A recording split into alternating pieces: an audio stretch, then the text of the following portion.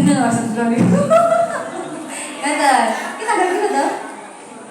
Oh, nak setengah bulan nek mboten napa-napa ben rada pembakaran lemak lari-lari niku. Ya Allah, ngoten iki Mas yo. Mboten napa-napa mugi-mugi dhewe diparingi rezeki sing lancar nggih. Nggih. Mboten usah khawatir wis pokoke maju terus wonten mesti kok panggah Allah rezeki ae panjenengan nggih. Ngoten. Berarti pun mboten ana masalah nggih. Nek masalah wong makan pun mboten ana sing pingin ngono malih mboten ana.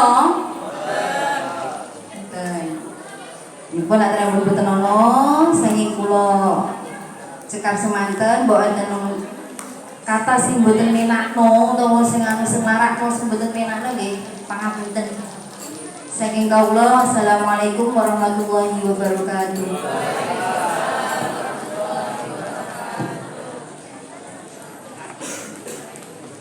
Kepada buminya ini Fatmawati Maulana kami haturkan terima kasih teriring doa jazakumullahu khairati wa sa'adatin dunya wal akhirah amin. Acara yang keempat mengaji kitab Al-Hikam yang akan dibacakan oleh beliau Hadratul Mukarram Abah Kiai Muhammad Ridwan. Kepada beliau kami haturkan.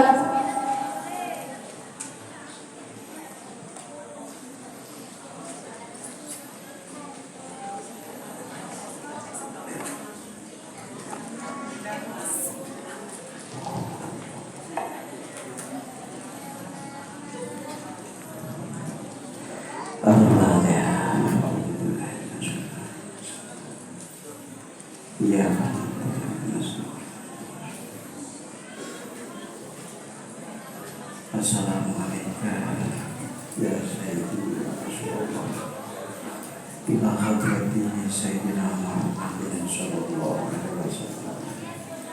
Al-Fatihah. Ya man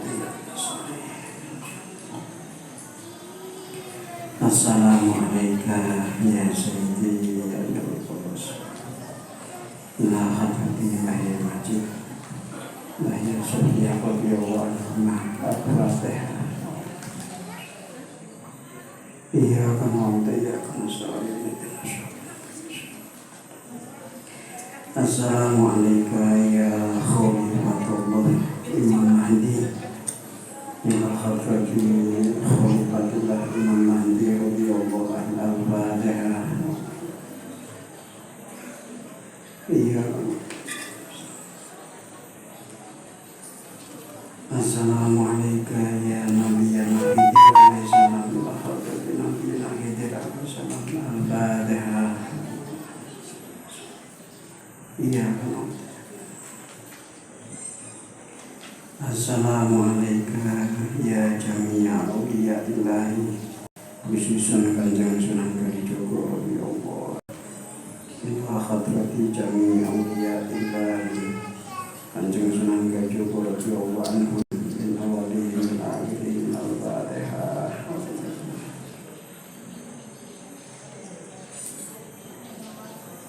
Ila hajati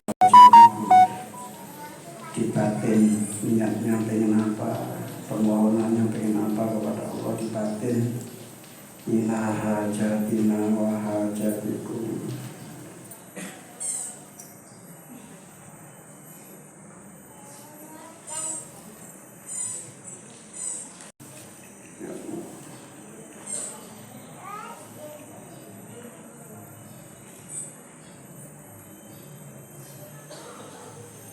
Al-Fatihah. Bismillahirrahmanirrahim. Iyyaka na'budu wa iyyaka nasta'in.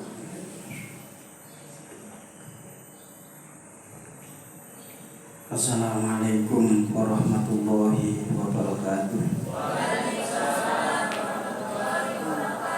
Bismillahirrahmanirrahim. Ayo bareng-bareng asyhadu an la ilaha illallah wa asyhadu anna Muhammadar Rasulullah. Asyhadu an la ilaha illallah wa asyhadu anna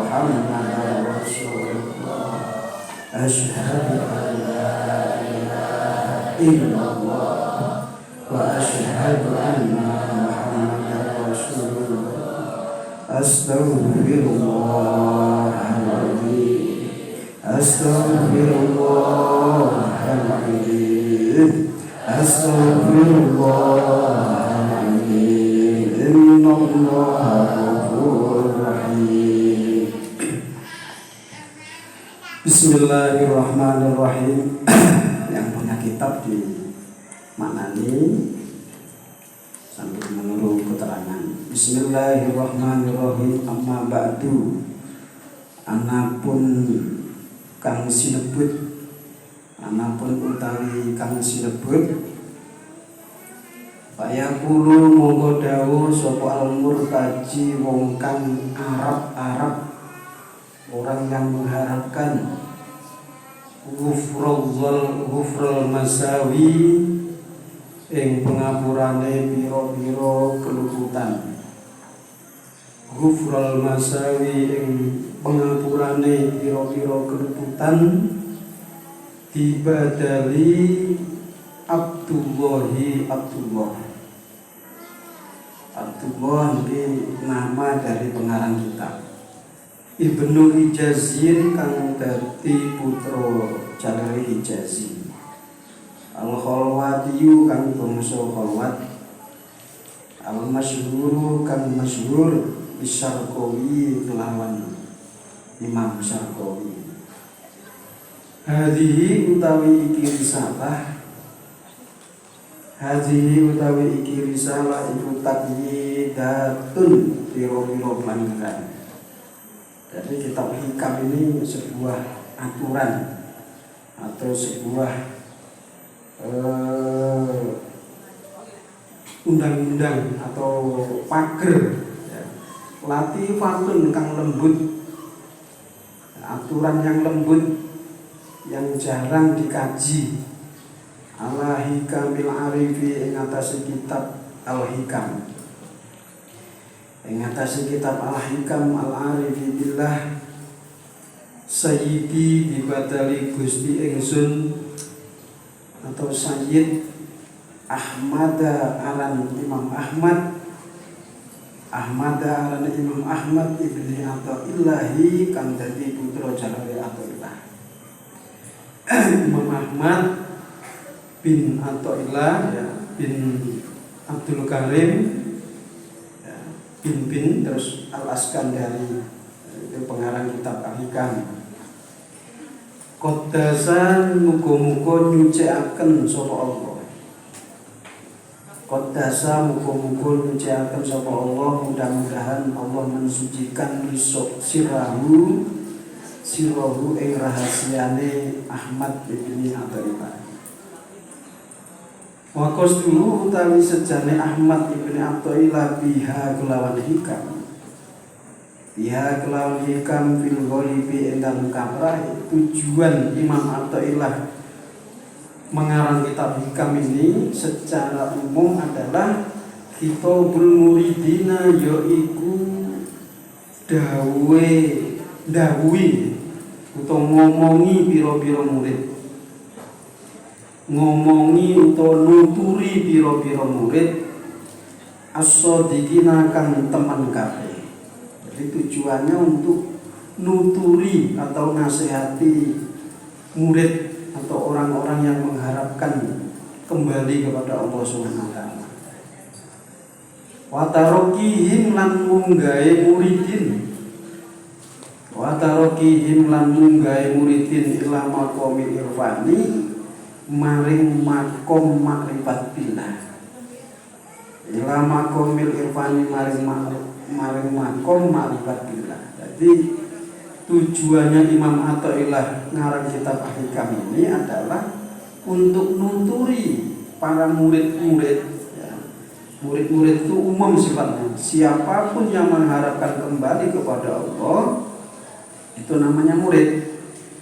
Itu diomongi supaya mereka itu mencapai makom irfan, makam makrifat billah, atau derajat atau pangkat makrifat billah wa rasulihi sallallahu alaihi wasallam. Wayang bagi mongko sayuk jolana maring ingsun, maka dari itu karena tujuan Imam Athaillah Al-Iskandari ini ngomongi murid-murid supaya sampai ke makam atau derajat ma'rifatillah, wayang bagi maka sebaiknya lana maring ingsun apa antak tasiro yen to nyendhek ingsun, apa anak tasiro yen to nyendhek ingsun, apa anak tasiro yen to nyendhek ingsun ala bayani maksudi ing atase nerangaken maksude Imam Ahmad. Ala bayani maksudi ing atase nerangaken maksude Imam Ahmad bihasabil imkani kelawan menurut imkannya, atau menurut imkannya. Artinya tidak perlu diperpanjang kata-katanya. Jadi kitab Al-Hikam ini sebenarnya tidak panjang, tapi syarahnya yang panjang.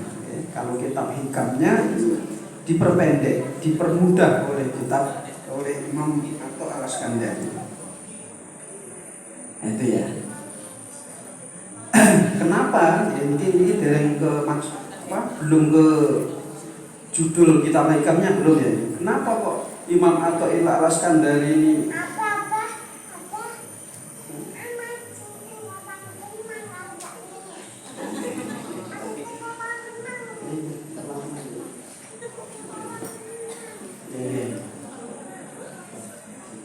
kenapa kok Imam Al-Iskandari, ini pelajaran ya, pelajaran bagi kita, kok mengajak murid-muridnya atau orang-orang yang ingin kembali usul kepada Allah atau menjadi orang-orang yang makrifat billah atau makrifat kepada Allah atau tahu kepada Allah. Kenapa kok seperti itu? Ya, karena Imam Athaillah Al-Iskandari ini termasuk mulai dari mbahnya ya sampai guru-gurunya semuanya itu ahli tasawuf. Walaupun toh Imam Al-Iskandari ini menguasai kitab fikih juga ya. Jadi Imam Al-Iskandari ini bukan orang sufi murni ya. Aslinya ya beliau itu menguasai kitab-kitab syariat termasuk tafsir, hadis, usul fikih, qawaidul fikih ya. Semuanya dikuasai oleh Imam Al-Iskandari. Terus kenapa kok Imam Al-Iskandari ini terkenalnya itu orang sufi? Atau Imam Al-Iskandari ini memperdalam tasawuf? Karena dalam kitab Zubat diterangkan awal wajibin alal insani ma'rifatul ilahi istiqomah. Kewajiban yang pertama dijalankan oleh manusia, kewajiban yang harus kita lakukan pertama kali adalah makrifat billah. Awal wajibin alal insani makrifatul ilahi istiqomah. Makrifat kepada Allah dengan seyakin-yakinnya makrifat. Terus dalam Al-Quran juga ada itu, wa ma khalaqtul jinna wal insa illa liya'budun. Aku tidak menciptakan jin dan manusia kecuali jin dan manusia tadi saya ciptakan tujuannya hanya untuk beribadah kepada Allah. Itu ditafsiri oleh Imam Syekh Jalaluddin atau pengarang kitab Tafsir Jalalain ya. Itu maksudnya liya'budun adalah liya'rifun. Itu ditafsiri seperti itu. Jadi yang dimaksud pertama Allah menciptakan jin dan manusia ini tujuannya hanya untuk makrifat kepada Allah Subhanahu wa taala. Ini makanya Imam Al-Iskandari ngomongi murid-muridnya tujuannya supaya menjadi orang yang makrifat bil. Terus pertanyaannya, apa bisa kita menjadi orang yang makrifat billah? Bisa. Karena makrifat billah ini fadl dari Allah Subhanahu wa taala. Jadi tidak ada kiai itu berarti makrifat, belum tentu. Ya. Jadi siapapun bisa makrifat billah kalau mendapat pertolongan dari Allah Subhanahu wa taala. Jadi bapak ibu sing biasa ning pasar itu ya iso makrifat billah. Karena makrifat billah ini sebuah fadl, bukan usaha seseorang atau bajunya itu seorang habib, bajunya seorang kiai, bajunya seorang ustadz, terus berarti dia bisa makrifat. Belum tentu Pak. Makrifat billah ini semua hamba Allah tidak pandang bulu itu bisa makrifat billah. Karena makrifat billah ini ilmu yang Allah langsung yang memberi, ya, bukan dengan usaha, tapi Allah langsung yang memberi. Makanya siapapun bisa menjadi orang yang makrifat billah. Ini kalau terusakan min, nah ini pun termasuk ngaji tenggi kami nih. Min alamatil ultimati iku setengah saking piro-piro tondone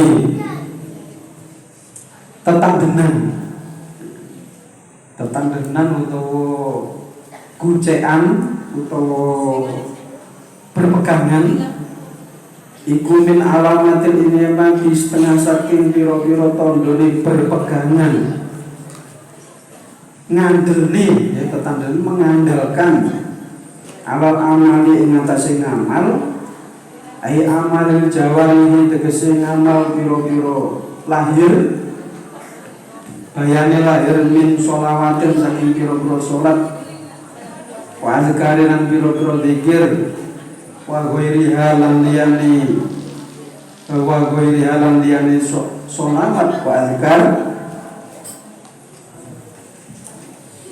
wa ghairiha lan liyani sholawat wa azkar wal mutamidu utawi wong kang ngandelni utawa wong kang mengandalkan ala zalika ing atase mengkono-mengkono sholawatin wa azkarin iku al-ubadu biro-biro wong kang ahli ibadah. Iku al-ubadu biro-biro wong kang ahli ibadah. Wal muriduna utawi wong kang ngarepaken usul maring Gusti Allah kabeh. Wal muriduna utawi wong kang ngarepaken usul maring Gusti Allah kabeh. Wal awaluna mongko wong awal kabeh iku ya tabibuna ngandalni atau ngandelni sapa muridun alaiha ing atase sholawatin wa azkarin biduhuril jannati dalam mlebu swarga wa tanaqumi lan ngalap nikmat utawa njaluk nikmat fiha ing dalam jannati wa najati lan selamat min adzabillahi saking siksane Allah Ta'ala wal akhiruna utawi kang akhir kabeh iku ya tamiduna tetanggenan utawa ngandalni sapa akhirun alaiha ing atase sholawatin wa azkar fil wusuli ing dalem usul utawa tumeka ila Allah maring Allah Ta'ala wa kasfil astari lan buka piro-piro aling-aling alil qulubi saking piro-piro ati wa husulil ahwali lan hasile piro-piro tingkah al-qaimati kang jejeg iya kelawan qulub wal mukasyafati lan piro-piro den buka ayati wal mukasyafati lan piro-piro den buka ati wal asrori lan piro-piro samare ati wal asrori lan piro-piro samare ati gila huma utawi saben-saben awalun lan akhirun gila huma utawi saben-saben awalun lan akhirun iku mazmumun den wodo utawa tercela iku madmumun den wodo utawa tercela wa nasibun lan cukul utawa perkara kang cukul min ru'yatin nafsi saking ningali nafsu wanisbatil amalilan bangsa akan biro-biro amal ilaiha maring kul hatta yuntija sehingga nyukulaken opo kilahuma hatta yuntija sehingga nyukulaken opo kilahuma maing barang dukira kang den tutur opo ma amal arifuna anapun utai wong ma'rifat billah. Ini terjemahnya ya, saya terjemahkan dulu. Ciri-ciri orang yang mengandalkan amalnya, baik itu amal lahir, contohnya kayak orang sholat, zikir, itu amal lahir, zakat, sedekah. Ini ciri-ciri orang yang mengandalkan amal lahir ini bagaimana? Ini diterangkan. Wal muqtamidu utai wong kang tetandenan, orang yang orang yang dinamakan orang yang mengandalkan amal itu bagaimana? Orang yang mengandalkan amal itu orang yang beramal itu berkeyakinan bahwa dengan amalnya itu dia akan mencapai tujuan. Itu namanya orang yang mengandalkan amal. Jadi yang dinamakan orang yang mengandalkan amal atau muktamid adalah orang yang dalam hatinya punya keyakinan bahwa dengan amalnya, dengan perbuatannya, dengan sholatnya, dengan zakatnya, dengan sedekahnya, dengan sekolahnya, dia akan tercapai apa yang dituju. Itu namanya mengandalkan amal. Gitu. Ya. Saya ulang lagi ya, sekali lagi. Yang dimaksud mengandalkan amal adalah orang yang punya keyakinan dalam hati bahwa apa yang dilakukan, baik itu berupa sholatnya, baik itu berupa amal perbuatan untuk akhiratnya, itu dia yakin bahwa amalnya tadi bisa masukkan dia surga, bisa memasukkan dia ke surga. Jadi dia yakin, saya amal ini, saya sedekah ini pasti saya bisa masuk surga. Ini namanya orang yang mengandalkan amal. Terus dengan keyakinannya dia sholat, umpamanya ya, saya bisa masuk surga dengan sholat saya. Ini namanya mengandalkan amal dia sendiri. Umpamanya dia sekolah sampai S1, S2, S3, dia yakin dengan S1 dia, dengan S2 dia akan dapat pekerjaan. Dia akan tercapai tujuannya. Ini namanya mengandalkan amal. Dua-duanya ini tidak boleh. Nah, ini keterangannya di sini. Katanya Imam Athaillah madhmumun. Ini keterangannya ini. Kilahuma madhmumun. Orang yang mengandalkan amal, pamannya dia kuliah, dia mondok biar jadi kiai, terus malam dia kuliah biar dapat pekerjaan yang enak. Dia punya keyakinan dalam hati bahwa saya mondok nanti pasti jadi kiai. Terus saya kuliah sampai S3 ya, saya pasti nanti punya pekerjaan yang enak. Terus habis itu dia mamanya sholat, zakat, beramal ibadah yang rajin. Dia yakin dengan amalnya dia akan masuk surga. Ini dua-duanya. Baik yang pertama tadi amal ibadah akhirat karena pengen masuk surga, karena dia yakin amalnya bisa memasukkan dia ke surga. Atau dia kuliah, sekolah, mondok, dia yakin dengan mondoknya bisa jadi kiai, dengan sekolahnya bisa dapat pekerjaan yang bagus. Dua-duanya ini adalah tidak benar, karena dia yakin dengan amal perbuatannya sendiri. Nah, ini penerjemahannya ya. Saya teruskan lagi. Amal arifuna mong anapun utai wong kang makrifat billah iku fala yarawna mongko ora ningali sapa arifu. Iku fala yarawna mongko ora ningali sapa arifun li anfusi maring pira-pira awake arifun sayan ing siji-siji. Ataya tamidu singgo tetandenan sapa arifun alaihi ing atase sayin bal-bale yusyahiduna ningali sapa alipun annal fa'ila satemene wong kang lakoni al haqiqiyah kang bangsa hakiki wa yusfa'il iku Allah Ta'ala. Jadi yang betul adalah orang yang ma'rifat billah. Kalau orang sudah ma'rifat billah, sudah sadar kepada Allah, hatinya sudah dipenuhi dengan nur ilahiyah. Yang pertama tadi namanya dia sholat. Dia dalam hati tidak ada keyakinan bahwa dengan sholatnya dia bisa masuk surga. Tidak ada keyakinan seperti itu. Terus umpamanya dia kuliah, dia mondok pengen jadi kiai, terus kuliah sampai tinggi biar dapat pekerjaan yang baik. Itu orang yang ma'rifat billah tidak ada isi seperti itu. Dia hanya punya keyakinan bahwa semuanya adalah Allah Subhanahu wa Ta'ala.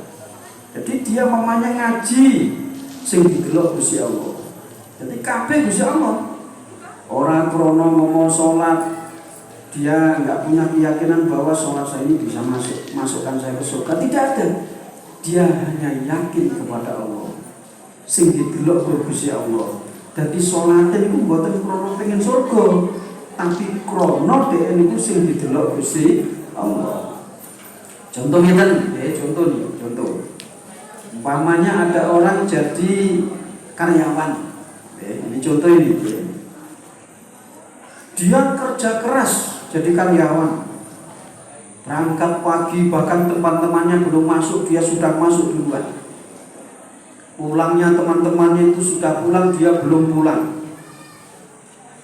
Dalam hati dia yang dicari cuma apa? Saya tidak mengharapkan pujian juragan saya tidak mengharapkan gaji tambahan atau gaji dari juragan saya, tapi yang saya lihat adalah juragan saya ini saya hormati, karena juragan saya bekerja keras.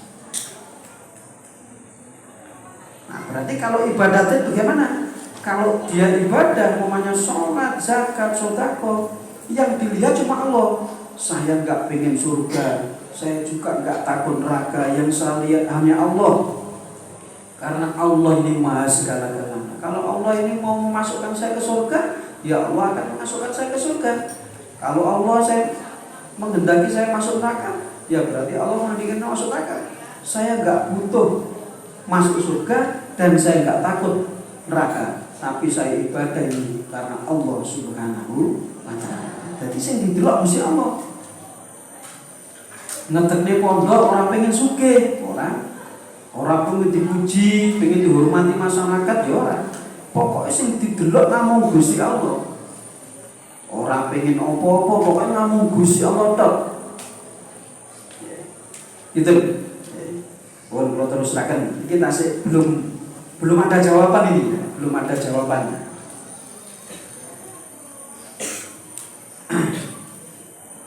Wa annahum lan satammen arifun iku mahalun mahal.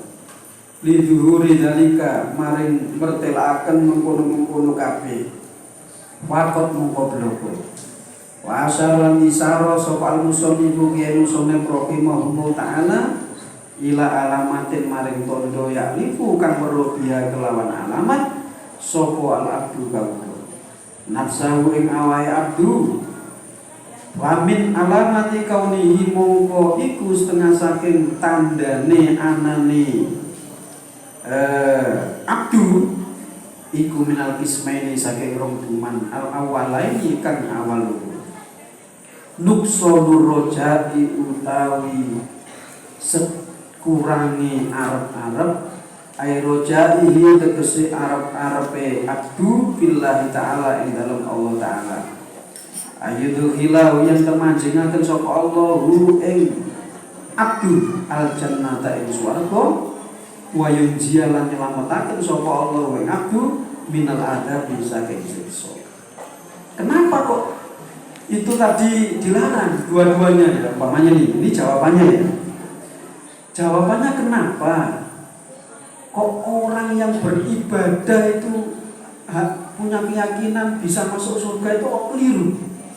Ini punya keyakinan ya, bukan berarti orang yang sholat itu nggak bisa masuk surga, bukan. Keterangannya adalah kenapa Orang yang rajin ibadah itu tidak boleh punya keyakinan bahwa ibadahnya tadi bisa memasukkan dia ke surga. Tidak boleh kita punya keyakinan seperti itu. Atau mungkin dia maksiat, nglakoni limo, yo gitu, yo nyolong, terus baru nomor, terus adu jago dan lain sebagainya. Tidak boleh punya keyakinan bahwa perbuatan maksiat tadi bisa menyebabkan dia masuk neraka. Itu tidak boleh punya keyakinan seperti itu. Dan kalau ada orang yang kuliah sampai S3, keyakinan dia bisa mendapatkan pekerjaan yang bagus, tidak boleh punya keyakinan seperti itu. Dan ada lagi anak yang mondok, dengan mondoknya yang lama dia punya keyakinan pasti jadi kiai. Tidak boleh punya keyakinan seperti itu. Kenapa kok tidak boleh? Ini jawabannya. Karena orang tersebut nanti akan berkurang harapannya kepada Allah Subhanahu wa taala. Yang ada dia akan mengandalkan kuliahnya. Wah, aku kuliah S3 iso untuk pekerjaan bagus. Dia akan melupakan fadl atau melupakan kemurahan atau rahmat dari Allah Subhanahu wa taala. Dia akan lupa bahwa Allah itu Maha Rahman Rahim, Allah itu Maha Pemberi rezeki. Dia akan lupa. Kenapa? Karena dia yakin dengan perbuatannya sendiri dan dia lupa akan kemurahan Allah Subhanahu wa taala. Nah, keterangan saya ini jangan disalahgunakan ya. Walek ngono wis gak usah salat ae. Nah, keliru iki ya. Makanya karena keliru ini saya membagi orang itu 3. Orang itu saya bagi 3 ini.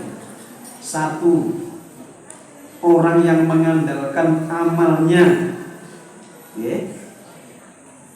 Nomor 2, orang yang satu orang yang mengandalkan amalnya. Yang kedua orang yang tidak berbuat apa-apa. Ini saya bagi. Yang pertama orang yang rajin sekali. Umpamanya mondok yang ngajinya rajin, umpamanya sekolah sampai S3, umpamanya ibadah itu rajin gitu, sampai batu ireng.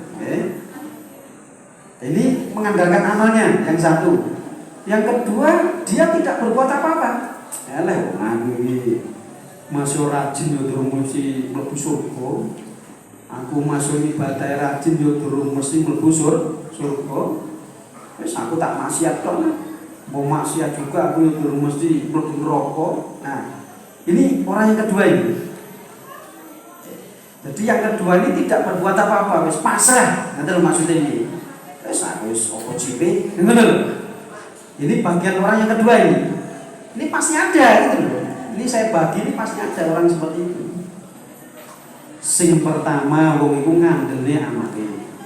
Buat amal wakeh tapi pengen surga, wedi neraka.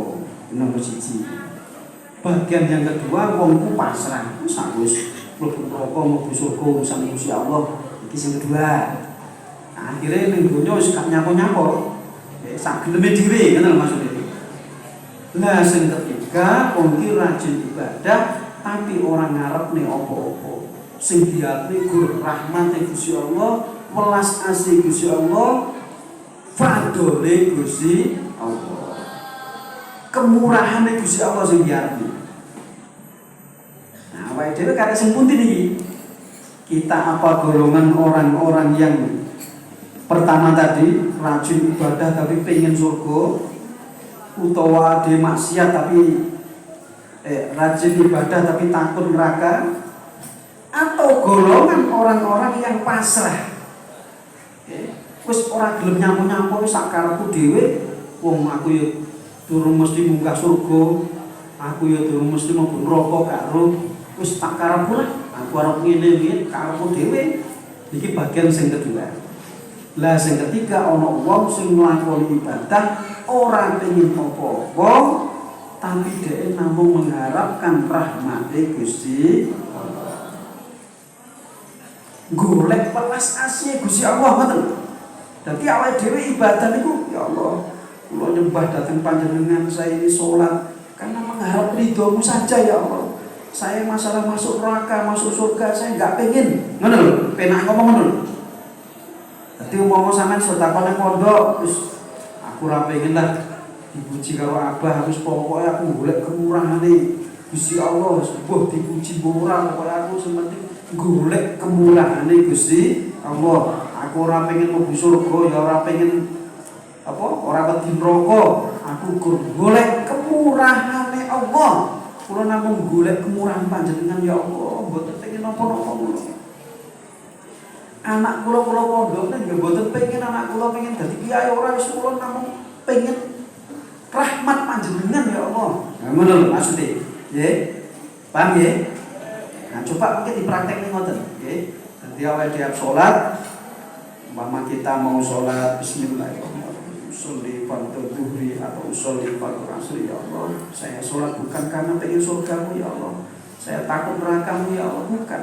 Saya mengharapkan fadlmu ya Allah. Saya mengharapkan rahmatmu ya Allah. Ngoten nggih? Paham mboten?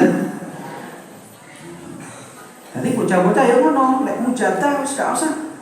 Enggak usah, ya Allah, aku metenteng mujadahe, aku ben dadi wong ampuh, enggak usah. Sampai mujadah metenteng, niku lek Allah ngekei ampuh ya ampuh ngoten. Wis gak usah sampean pengin. Pokoke mujadah mawon sing mempeng, insyaallah dengan jalan awake dhewe mujadah mempeng, insyaallah dikai ampuh. Insyaallah dhewe lek rajin ibadah, insyaallah awake dhewe iku ciri-cirinya awake dhewe iso munggah surga. Tapi ojo duwe keyakinan lek ibadah awake dhewe iki iso ndadekne awake dhewe munggah ning surga. Enggak boleh punya keyakinan. Karena kalau kita punya keyakinan amal kita bisa memasukkan surga, kuliah sampai tinggi iso apa jenenge iso duwe pekerjaan apik, nanti dia jadi syirik karena Allahnya sudah tidak ada. Padahal pemberi rezeki itu Allah. Sing dadekne awake dhewe mlebu surga ya Gusti Allah. Sing duwe surga siapa, Bu? Bapake sampean napa mbah sampean sing duwe surga? Gusti. Nah, berarti kita ibadah itu yang mengharapkan ridho Allah, bukan karena pengen masuk surga. Apakah kita nggak ingat itu sejarahnya Qarun? Itu Qarun itu ulamanya Bani Israel itu. Tapi ketika mati, dia mati dalam keadaan su'ul khotimah. Qarun itu ulama sebesar kaya raya, sugih, ulama Bani Israel Qarun. Tapi begitu akhir dia mati dalam keadaan su'ul khotimah. Gak tahu kita. Terus ambil basis untuk ulama besar juga itu, santrinya ribuan. Akhirnya mati dalam keadaan su'ul khotimah. Kan'an itu anaknya Nabi Nuh. Padahal anaknya Nabi Nuh itu, kalau logika ini anaknya kiai pasti masuk surga. Belum tentu, itu Kan'an itu. Paham ya? Wah, anak kiai mesti jadi kiai. Dulu mesti lah orang ngaji loh. Gak iso jadi kiai. Ngoten. Makanya kabeh niku fadhole Gusti Allah. Jadi melihat sejarah-sejarah tadi, Qarun ulama Bani Israel mati su'ul khotimah. Ya, berarti semuanya ini yang menghendaki Allah. Makanya hati kita jangan sampai diisi dengan keyakinan-keyakinan duniawi ya. Kiai itu dunia, ya, sugih dunia, sarjana dunia, rajin ibadah itu dunia. Jangan diisi hati kita ini dengan dunia-dunia tadi. Kita harus punya keyakinan bahwa semuanya adalah fadlnya Allah Subhanahu. Nah, coba belajar ya. Kulo nggih belajar sampai nggih belajar. Ayo ati kulo sampean kabeh diisi karo ati sing yakin hanya kepada Allah Subhanahu wa taala. Lho kulo niki lek mboten yakin nang Gusti Allah, mboten saged kulo mimpin anak-anak sampean, mboten saged, Pak. Ini mungkin sejarahnya Pak Sariman ini yang mriki ngertos. Lek mboten krana fadhole Gusti Allah, mboten krana pertolongan Gusti Allah, kula mboten saged ketemu pondok. Sepomane wae lek cerita dengan uang makan cuma 200, orang iso bangun. Nggih. Krana niku fadhole Gusti Allah. Makanya kula iri ya sebenarnya enten pondok larang-larang untuk iri kula. Lah iya.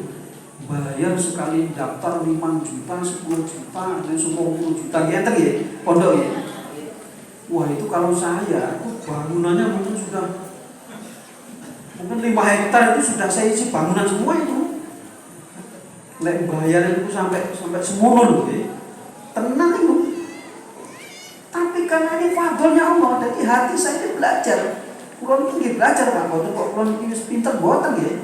Kan jero hati kulon itu belajar bahwa ini semua adalah fadl Allah. Bukan karena A, bukan karena B, bukan karena doa saya, bukan karena doa siapa saja, bukan. Ini saya punya keyakinan bahwa ini Allah yang maha. Ati kula ngoten Bu. Makanya di tempat apapun saya tetap berjalan terus karena Allah isinya. Ini kula belajar. Ngoten termasuk kula jenengan ayo belajar kaya ngono. Ibaratnya sampai mau berangkat ke pasar ya, dodolan, jualan. Sampai jangan punya keyakinan dengan pamannya sampai pulaan habis duit 10 juta. Pamannya ini ya, yang biasanya ke pasar. Belanja pulaan habis belanjanya itu 10 juta. Sampai jangan sampai punya keyakinan atau mengharapkan wah berarti gue 10 juta ini sekitar 5 juta. Berarti mungkin gue untuk duit 15 juta. Ini jangan punya keyakinan seperti ini. Hati kita jangan diisi dengan keyakinan seperti itu. Karena kalau dewe sudah membuktikan. Kalau nggak pertanyaan tanya sama Pak Sariman itu saksi. Saya dulu tuh pernah usaha tempe di sini. Oke Pak Sariman kan nanti seberapa kalau usaha tempe. Tujuan saya Pak usaha tempe, ini hati saya waktu itu, ini keliru itu. Tujuan saya supaya saya ini nanti dapat penghasilan dari tempe. Nanti kalau tempe saya ini hasil, saya jadi juragan tempe, pemasukan saya banyak, santri saya gratiskan semua. Itu tujuan saya waktu itu. Lah kok tempe ini bangkrut, malah mampu, akhirnya orang situ tutulan tempe. Wis itu 3 bulan itu kalau keliling kalau dikira saya itu duduk manis enggak keliling. Nggih, Pak Sariman nggih, kalau keliling teng warung-warung wonten ndeleh tempe. Tempe tak tile-tile ning warung. Wis bangkrut, pindah meneh aku usaha dodol susu kedelai. Nah, ini tak ceritani sampean. Saya dodol susu kedelai dulu. Warungnya Pak Rohim tak story susu kedelai sampai berkan saya itu. Tujuan saya cuma itu. Sampai menjadi pengusaha tahu, pengusaha susu kedelai, biar saya itu bisa punya penghasilan. Nanti kalau punya penghasilan, saya kan enak ini mendirikan pondok dari hasil usaha saya. Diralah bangkrut, karena saya punya keyakinan dengan usaha saya berhasil. Saya punya keyakinan seperti itu. Itu keliru. Menunjukkan bahwa Allah itu maha kuasa, nggak bisa makanya lek sing dadi pedagang aja dihitung-hitung dhisik. Wis pokoke berangkat aku tak golek itu panjenengan ya Allah. Niat golek nafkah anak bojo, golek itu panjenengan. Karena panjenengan zat yang maha pemurah, zat maha pemberi rezeki. Berangkat ngono ae. Tapi sampai berangkat ning pasar ngono niate. Aku golek ridane Gusti Allah, aku golek kasih sayang Gusti Allah. Orang ngitung dhisik. Nah, ngaten ya. Terus kula nggih nate nyoba niku nandur nila, ya niku Pak Sariman ngertos. Sampai pulau-pulaan teng Kota Gajah niku kalau Pak. Saya naik sepeda motornya Supri dulu. Saya masih naik motornya Supri yang sekarang untuk ngambil sayuran itu. Ke Kota Gajah saya. Kulaan nila itu 5.000. Wah, saya punya keyakinan ini 5.000 ini kalau Wah, jadi ini pasti berapa ton ini gitu. Wes pokoknya pulang aku sampai suweneng ngoten nggih. Tangga. Buasan tak tanggul. Wis mulai rotok gede, mulai sak menten-menten iki, Pak. Sudah saya entas itu, ikan itu sudah saya entas dari kolam itu, tak taruh di apa namanya itu? Apa itu jenis? Bukan ember, itu terus sing dodol minyak, drum, tak taruh di drum. Berapa drum gitu, Pak? Karena 5.000 loh. Kayak gede-gede sampai ini gitu. Udah saya taruh drum, terus saya punya pikiran gini. Waduh, ini kalau saya jual segini-gini saya masih rugi. Ini umpamanya tak masukkan lagi bisa 1 kilo itu 2 biji atau 3 biji. Untung saya tak masukkan lagi ceritanya, Pak. Lah kok sesuk-esuk niku mati kabeh. Tenang iki. Mati kabeh kemambang ning banyu akhirnya dibakar karo bocah-bocah. Dibakar di lampu. Jadi niku karena saya mengandalkan keyakinan saya, bukan mengandalkan Allah Subhanahu wa taala. Itu sudah saya jalankan. Terus saya pernah waktu itu dikasih modal orang ngimu lele. Modalnya itu habis 29 juta sama Pak Reza itu. Yang orang jalan tol itu ngasih modal saya 29 juta, 30 juta. Nandur lele saya bikin kolam tuh sampai buahnya itu. Wah, lek bengi kula makani suwen, Pak. Luar itu popo-popo ngoten iwak lele. Saya sudah punya keyakinan, kita tak hitung ini. Wah, ini kalau satu sekian berarti ini dapat 50 juta lebih. Wah, untung tenan kan ngono. Lah kok ngaku kan ini. Begitu diambil lelenya cuma dapat uang 16 juta. Untungnya orang yang ngasih modal itu enggak minta apa-apa. Terus nggak apa-apa Pak Yai, namanya belajar, terus nggak usah diganti, terus nggak apa-apa. Untungnya seperti itu. Coba kalau wah harus Bapak ganti, waduh saya contohin. Itu. Ini ceritanya Pak, ini pengalaman pribadi saya. Terus saya pernah dulu waktu merintis itu nandur lombok, itu yang di belakang Pak Sariman kan ingat itu. Lombok saya itu bagus-bagus.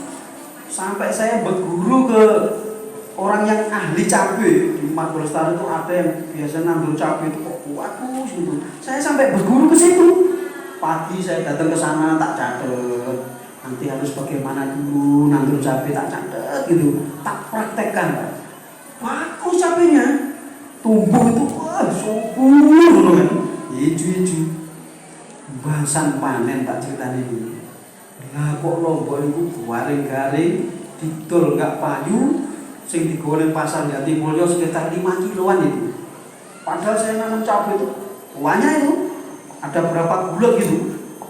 Pikiran saya ini pasti nanti kalau laku ini per ton ini waktu itu cabai masih mahal itu. Wah, ini udah bisa beli mobil saya kan gitu. Saya pakai ini kan. Nah ini saya punya keyakinan terhadap perbuatan saya sendiri. Saya sudah lupa dengan Allah. Akhirnya payu negur 3 kilo 5 kilo kan. Bayangkan ini, cabai sudah terus padi.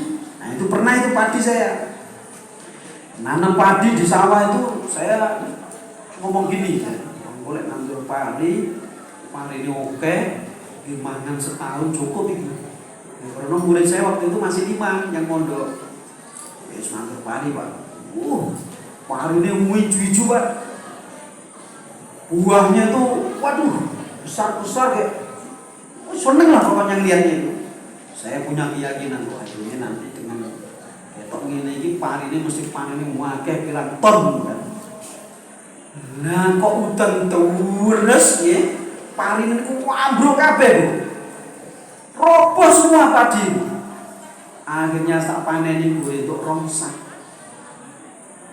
Nah itu. Kenapa keyakinannya itu enggak kepada Allah? Dia wis yakin dulu teman. Nah, ini Pak, ini pengalaman pribadi saya. Kayak gitu, sebelum saya tutup, monggo pengajian ini, kita ambil hikmahnya bahwa kita ini tidak bisa apa-apa. Semuanya Allah yang menggerakkan. Lek pengen jadi wong sugih, ojo ndelok dunianya, jangan lihat barangnya, lihatlah Allah Subhanahu wa taala. Dadi awake dhewe sugih ora dilarang. Sugih kudu ora iku nggih sangune ibadah, tapi atine aja diiseni rasa yakin ning kesugihan iku mah. Paham ya?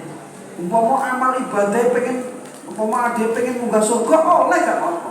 Tapi awal diri ketika beramal jangan punya keyakinan dengan amal itu kita bisa masuk surga. Jangan punya keyakinan di hati.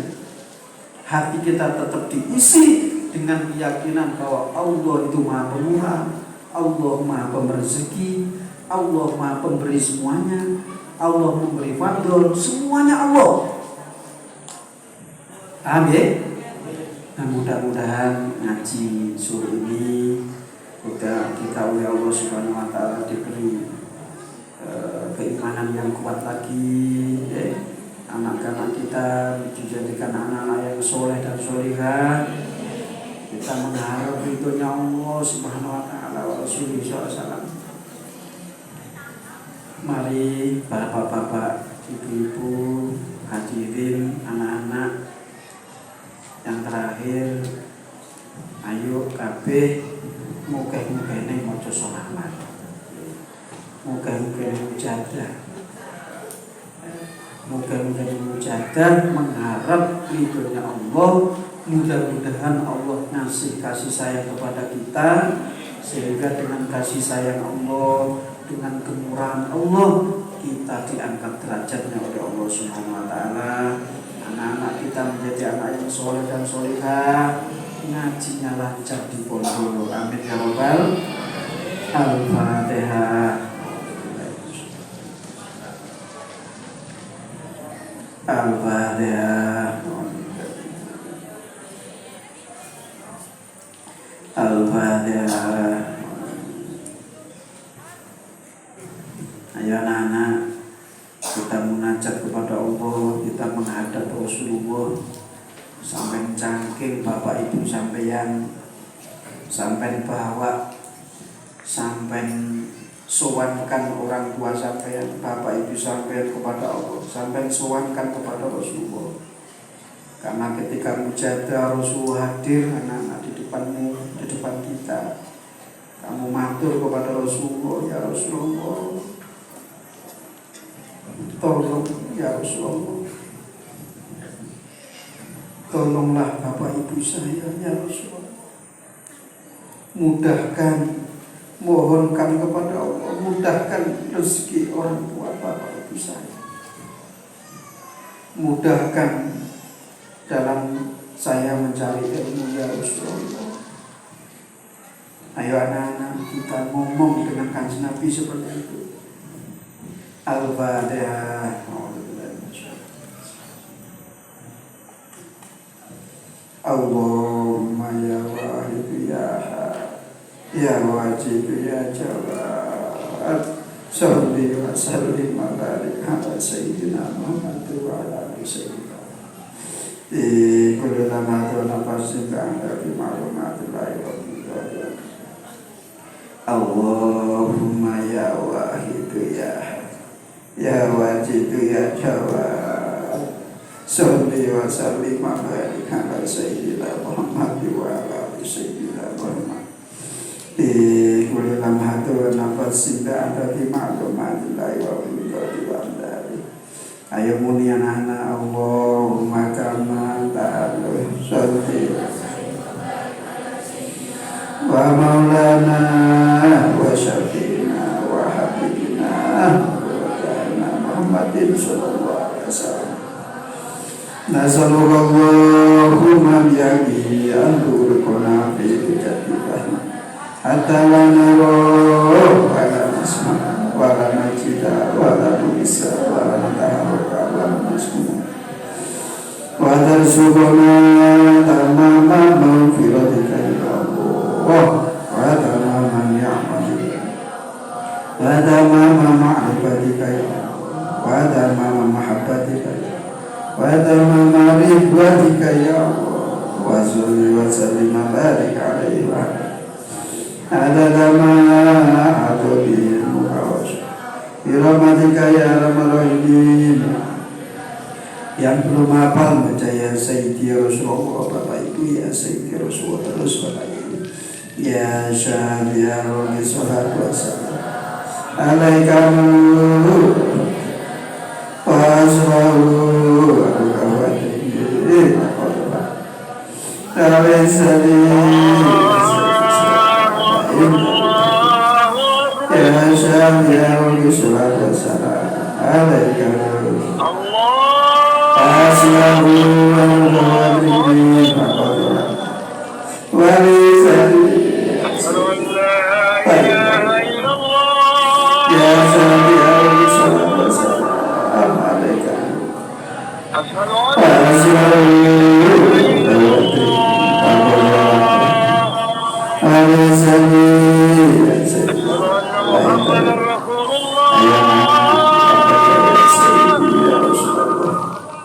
ketika kita baca ya Sayyidi Rasulullah hadir di depan kita, karena diterangkan dalam kitab bahwa hadir di kalau Rasulullah disebut namanya itu langsung hadir.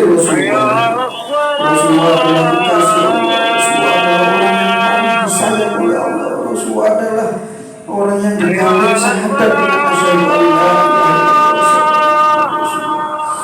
orang yang paling diijabah doa, orang yang paling dosa-dosanya semua diampuni. Rasulullah adalah orang diberi hak mensyafaati umatnya. Ayo ketika baca ya Sayyidi ya Rasulullah, minta kepada Rasulullah, minta apa saja. Ya Sayyidi ya Sayyidi ya Sayyidi ya Rasulullah, saya minta kepadamu ya Rasulullah, mudah-mudahan hadirin yang hadir ini, wali santri yang hadir ini, semuanya dimudahkan oleh Allah ya Rasulullah.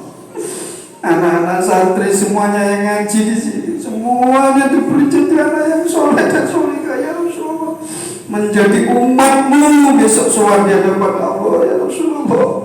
Ya Sayyidi ya Rasulullah, ya Sayyidi ya Rasulullah, ya Sayyidi ya Rasulullah, ya Sayyidi ya Rasulullah, ya Sayyidi ya Rasulullah, ya Sayyidi ya Rasulullah, ya Sayyidi ya Rasulullah.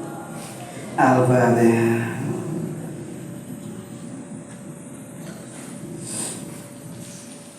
Yang terakhir, saya sebagai manusia biasa yang banyak dosa, banyak salah, banyak hilaf, saya mewakili anak-anak, mewakili keluarga besar pondok yang ada di sini.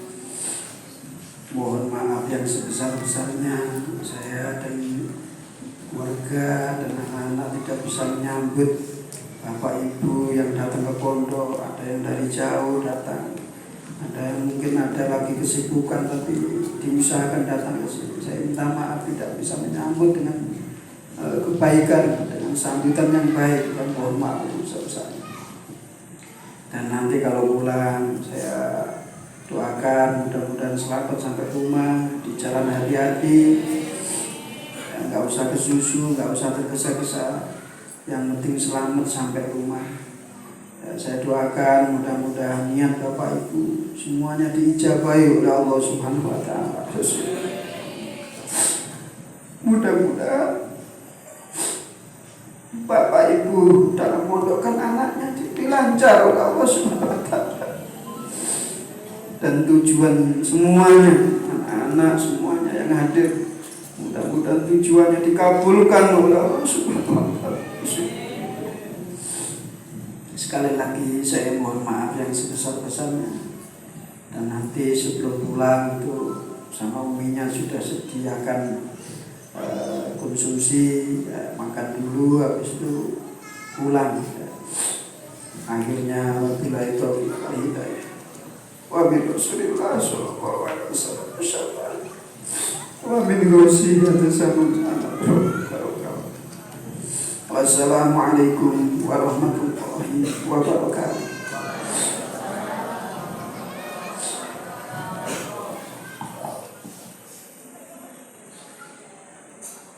Kepada Abah Kiai Muhammad Ridwan, kami haturkan terima kasih.